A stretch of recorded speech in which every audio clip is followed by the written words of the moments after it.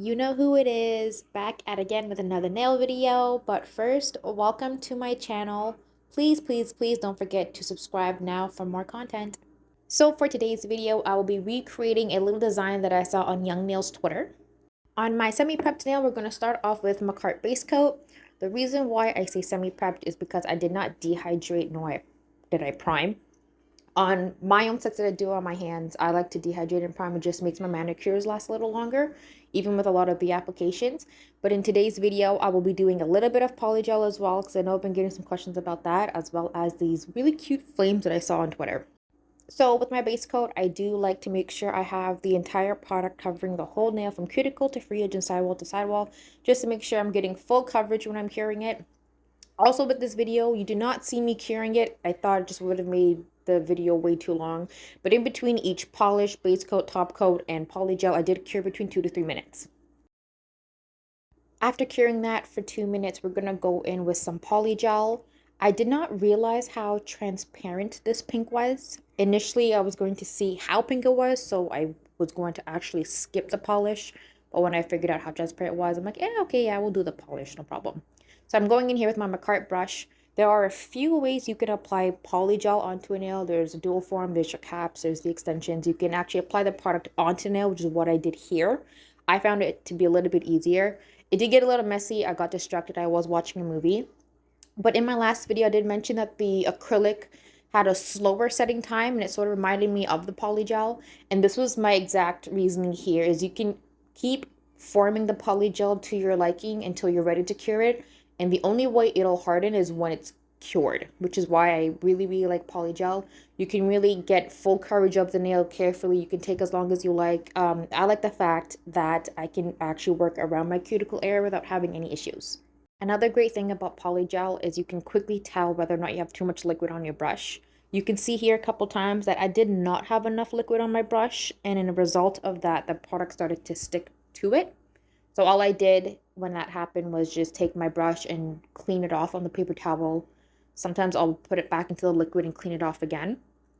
Other times, if there was too much liquid, you can actually sort of see the liquid going onto the nail and sort of all over the nail fairly quickly. In that case, just lightly tap your brush on the paper towel just to remove the excess liquid and sort of keep working with the product onto your nail. So you can see here, I'm working around that cuticle area. I like to make sure it's nice and clean and sharp. And I like to make sure before I cure it, it is as smooth as possible, just so it's less filing on my end here. And I'm just checking my work to see if I like it. Thankfully, I did, but I had to pick up a phone call and I did not cure it. But this was my main point with polygel. You can get right back into it and do your thing. At this point, I'm just making sure my product is as smooth as possible for the filing process. Again, you do see the product sticking to my brush. Again, it's just a little bit too dry. I find a lot of these fixes are fairly easy when it comes to polygel. Where it came to the acrylic, you did see the acrylic stick into the brush, and I actually have seen a few ways you can remove acrylic from brushes, but again, it was my first time using acrylic and I had fun with it, but I definitely need a lot more practice. Whereas polygel, I'm a little more experienced in it because it is my preferred product.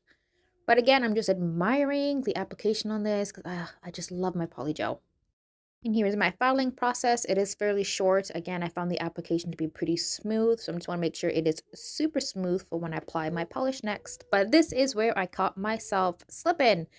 We do not add the polish. I like to add my base coat first, so we're going to do that before anything else. And once again, between each layer of polish, I did cure between 2 to 3 minutes. I did cure for 3 minutes when I was applying the flame just because it was a thicker application. And the same process with my semi-prepped nail from cuticle to free edge and sidewall to sidewall. I like to make sure my entire nail is covered with the product before I go in with the polish, and I cure for 2 minutes. For the polish, we're using ASP He Makes Me Blush. You do see me apply only one coat, but on the final look for this color specifically, I did go in 3 times. And once again, between each layer of polish, I cured for 2 minutes. I know I've said this a few times already, but again, starting near the cuticle area, I do like to have my polishes at my free edge. I have seen some where, some people don't do it and, to each their own, but that's just my preference. You don't always have to put color on your free edge. I do is just what I prefer. And again, along the sidewalls to make sure you are getting full coverage with that polish. And we got the best for last. So what I did here is I took all three Beetles pink, lined them up on my nail palette, and then I swirled it together with my dotting tool that you will see shortly. I do apologize, I did not show you how I mixed that. I thought I did. But with the dotting tool here, I just sort of started out with my flames, sort of see how I liked it positioned. What I really liked about the flames is you can sort of take them in any direction. You can make them all big, all small. It didn't have to be perfect. That's sort of my style. This brush here, I didn't realize how thick the bristles were, so I did switch it to something a little more thin just to sort of re-emphasize what I wanted. What I also noticed is towards the end of the nail, I found it to be a bit too thin. I sort of wanted it to complement the length of the nail. So you do see me widen it a bit. And then this one here, I am using the really tiny bottle, the Tomica with the sparkles. I'm going in very lightly and I'm sort of swirling it in without really mixing the pinks together. And I just want to make sure that, again, I like to have color on my free edge to sort of makes the nail look a little more full. But I'm going in as gently as I can with that sparkle to make sure I'm not mixing any of the polishes together, but really just adding sparkles to it. And this is when I did cure for 3 minutes because it was a bit of a bulky layer that I added. But again, it was the colors that I wanted plus the sparkles. And I wanted to make sure that when I am mixing it all together, I'm sort of adding that emphasis to it. So here I am just doing some final touches. I am using that same brush that I used for the sparkles, and I went back in with the swirls on my palette, and I'm just sort of adding it more to the flame. I like to have my flames a little more defined. I don't know what it was, but there were a few ways I could have done that. I could have went in with a base coat on cured and then make the flames, which I might do next time.